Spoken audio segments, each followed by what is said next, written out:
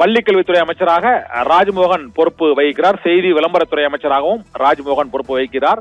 Doctor D K பிரபு சுரங்கம் மற்றும் கனிம வளங்கள் துறை அமைச்சராக அவருக்கு அந்த துறை பொறுப்பு ஒதுக்கீடு செய்யப்பட்டிருக்கிறது. செல்வி கீர்த்தனா தொழில்துறை அமைச்சராகிறார் என அறிவிக்கப்பட்டிருக்கிறது. ஆளுநர் மாளிகை இன்று வெளியிட்டுள்ள அறிவிப்பில் முதலமைச்சர் உள்ளிட்ட 10 அமைச்சர்களுக்கான அந்த துறைகள் இலாக்காக்கள் ஒதுக்கீடு செய்யப்பட்டு இப்போது அறிவிக்கப்பட்டிருக்கிறது. அந்த துறைகள் இலாக்காக்கள் ஒதுக்கீடு செய்யப்பட்டிருப்பதை நாம் இப்போது பார்த்தோம். இது தவிர போக்குவரத்து துறை, உயர்கல்வித்துறை உள்ளிட்ட பல்வேறு துறைகளுக்கான அமைச்சர்கள் ஒதுக்கீடு செய்யப்படவில்லை. இதுவரை போக்குவரத்து துறை அமைச்சர், உயர்கல்வித்துறை அமைச்சர் உள்ளிட்ட பல்வேறு துறைகளுக்கான அமைச்சர்கள் இன்னும் அறிவிக்கப்படவில்லை.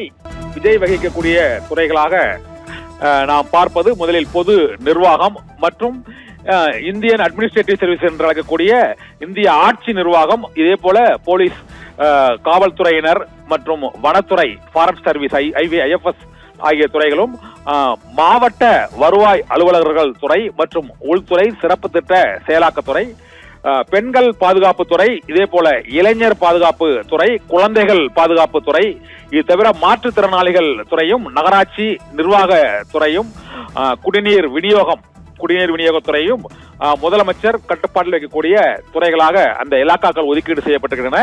முதலமைச்சர் கவனிக்கக்கூடிய இலாக்காக்களில் முக்கியமானவை பொது நிர்வாகம் மற்றும் காவல்துறை, உள்துறை, பெண்கள் பாதுகாப்பு, இளைஞர் பாதுகாப்பு, குழந்தைகள் பாதுகாப்பு, முதியோர் பாதுகாப்பு, மேலும் மாற்றுத்திறனாளிகள் துறை மற்றும் நகராட்சி நிர்வாகத்துறை ஆகிய துறைகளை முதலமைச்சரே பொறுப்பு வகிப்பார் என அறிவிக்கப்பட்டிருக்கிறது.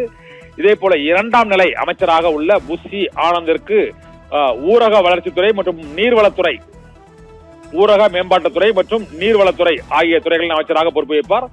புஷி ஆனந்த் கவனிக்கக்கூடிய துறைகளாக ஊரக மேம்பாடு, பஞ்சாயத்து யூனியன் மற்றும் வறுமை ஒழிப்பு திட்டங்கள், இதே போல கிராமப்புற மேம்பாட்டு நீர்வளத்துறை திட்டங்கள், நீர் மின்சக்தி, நீர் வளத்திட்டங்கள், நீர்ப்பாசன திட்டங்கள் மற்றும் சிறு பாசன திட்டங்கள், நீர்வளத்துறை மற்றும் சிறு பாசனம், நீர்ப்பாசனம் உள்ளிட்ட துறைகளை புஷி ஆனந்த் கவனிப்பார் என அவர்களுக்கான துறை ஒதுக்கீடு செய்யப்பட்டிருக்கிறது. இதே போல ஆதவ் அர்ஜுனாவை பொறுத்தவரை பொதுப்பணித்துறை மற்றும் விளையாட்டு மேம்பாட்டுத்துறை, பொதுப்பணித்துறையில் நெடுஞ்சாலைத்துறை, சிறு துறைமுகங்கள், கட்டிடங்கள் ஆகிய துறைகளும், விளையாட்டு மேம்பாட்டுத்துறையும், வில்லிவாக்கம் தொகுதி சட்டமன்ற உறுப்பினர் ஆதவ் அர்ஜுனாவுக்கு ஒதுக்கப்பட்ட துறைகளில் அவை ஒதுக்கீடு செய்யப்பட்டிருக்கின்றன.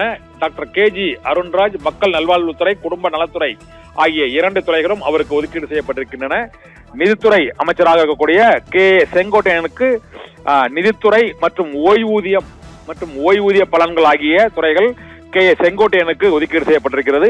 வெங்கட்ரமணனுக்கு உணவுத்துறை அமைச்சராகவும், நுகர்பொருள் விநியோகத்துறை மற்றும் நுகர்வோர் பாதுகாப்புத்துறை, விலை கட்டுப்பாட்டுத்துறை ஆகிய துறைகள் வெங்கட்ரமணன் அமைச்சராக, உணவுத்துறை அமைச்சராக இருக்கக்கூடிய வெங்கட்ரமணனுக்கு அந்த துறைகள் ஒதுக்கீடு செய்யப்பட்டிருக்கின்றன.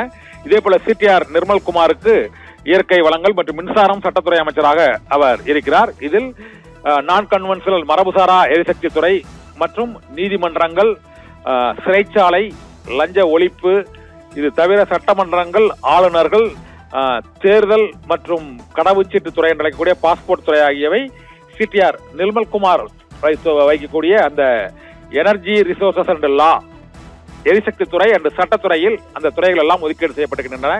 எழும்பூர் சட்டமன்ற தொகுதி உறுப்பினர் ராஜ்மோகன் பள்ளிக்கல்வித்துறை அமைச்சராகவும், தமிழ் வளர்ச்சித்துறை மற்றும் செய்தி விளம்பரத்துறை அமைச்சராகவும் அவர் பொறுப்பு வகிக்கிறார். அவருக்கு பள்ளிக்கல்வித்துறை மற்றும் தொல்லியல், தமிழ் ஆட்சி மொழி மற்றும் தமிழ் கலாச்சாரம், செய்தி விளம்பரத்துறை, திரைப்பட தொழில்நுட்பம் மற்றும் ஒளிப்பதிவு சட்டத்துறை மற்றும் அரசு அச்சகம் உள்ளிட்ட அரசு அச்சகம் மற்றும் அரசு அச்சகத்தால் கட்டுப்பாடு ஆகிய துறைகளும் இப்போது எழும்பூர் சட்டமன்ற உறுப்பினர் ராஜ்மோகனுக்கு, பள்ளிக்கல்வித்துறை அமைச்சருக்கு அந்த பொறுப்புகள் அனைத்தும் ஒதுக்கீடு செய்யப்பட்டிருக்கின்றன.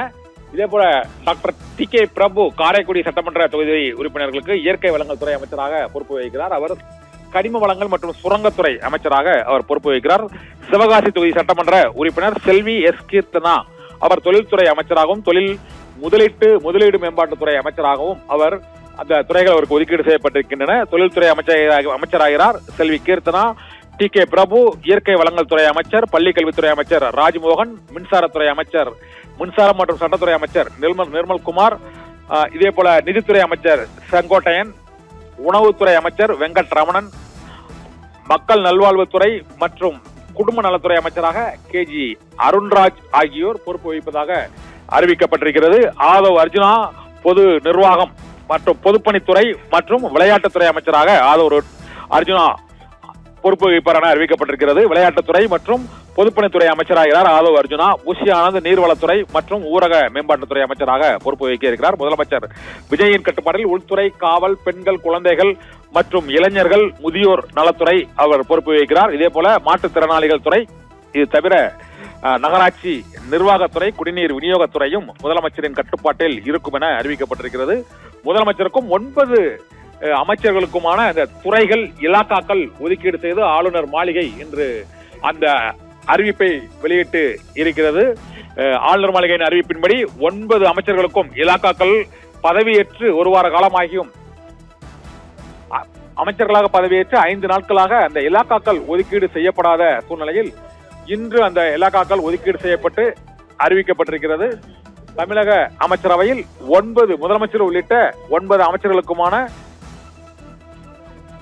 இலாக்காக்கள் ஒதுக்கீடு செய்யப்பட்டிருப்பதாக அறிவிக்கப்பட்டிருக்கிறது. அதன்படி தமிழகத்தின் புதிய அமைச்சர்களின் பொறுப்புகள் அறிவிக்கப்பட்டிருக்கின்றன.